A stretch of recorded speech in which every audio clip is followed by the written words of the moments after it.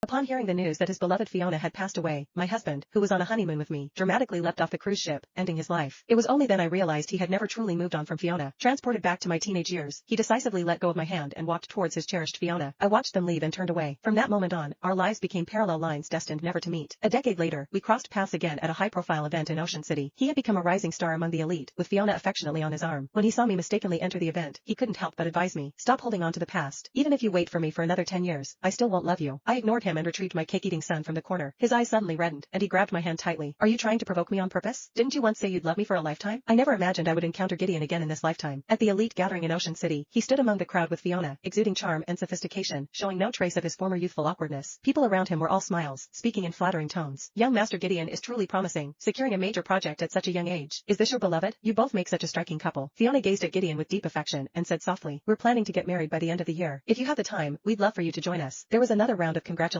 and someone asked, "I heard you've been together for 10 years. Why wait until now to get married?" This was something I was curious about too. In the previous life, Gideon loved Fiona so much, he was willing to die for her. After being given a second chance, he immediately broke up with me. I assumed they would marry right after graduation, but they haven't even registered yet. Upon hearing this, Gideon's face momentarily stiffened, but he quickly masked it with a smile. "You need a career before family. I want to give Fiona the best life possible." He looked at Fiona, his eyes filled with tenderness nearly overflowing. In the past, when we were together, I asked him many times when we could get married. It wasn't until his family pressured him that Gideon reluctantly agreed to be with me. It turns out, the difference between love and lack of it can be so obvious. I was about to turn and leave when I noticed a small figure and instinctively followed. Oops, champagne spilled everywhere, and the waiter holding a tray looked at me with discontent. "Where did you come from? Are you blind?" His voice was loud, drawing attention from those around us. Seeing my face, Gideon was stunned. "Adeline, why are you here?" I lowered my head to apologize to the waiter and explained, "I'm here looking for someone." Someone curiously asked Gideon, "Do you know her, young Master Gideon?" Gideon tightened his grip on his wine glass, his gaze darkening. "Yeah, just an ex-girlfriend." Someone nearby blurted out, "You've been together for 10 years. I thought you were each other's first love." The smile on Fiona's face faded slightly as she held Gideon's hand and said nonchalantly, "We were young back then, separated for a bit during a fight. Who hasn't taken a wrong turn in their youth?" Gideon said nothing, his gaze brushing past me to the waiter. "Charge the damage to my account and let her go." He stood there, expression calm, not sparing me an extra glance aside from the initial encounter. It seemed he was eager to draw a clear line between us in front of Fiona. The waiter quickly ushered me out. "Young Master Gideon is being kind, cleaning up your mess, but there won't be a next time." He glanced disdainfully at my wrinkled pajamas. "This isn't a place for you. Hurry up and leave." I broke free from his grip and explained politely, "I'm here to find someone. Once I do, I'll leave on my own." The waiter sneered, rolling his eyes. "I've seen plenty like you trying to climb up. Do you even have the qualifications to be here? If you keep lingering, I'll call security." "Wait." Gideon's voice came from behind him. He sighed as he looked at me, helplessly. "She's here to find me. Let me talk to her." Fiona, standing beside him, asserted her dominance by wrapping her arms around his shoulder. "Adeline, Gideon and I are about to get married. Anyone with a bit of self-respect wouldn't come looking for an ex at this point." Gideon's face darkened slightly, and he couldn't help but advise me, "Stop holding on to the past. Even if you wait for me for another 10 years, I won't love you. When I was with you, it was a mistake. Now that I have the chance to correct it, I hope you can let go of the past soon." Fiona looked me up and down, a mocking glint in her eyes.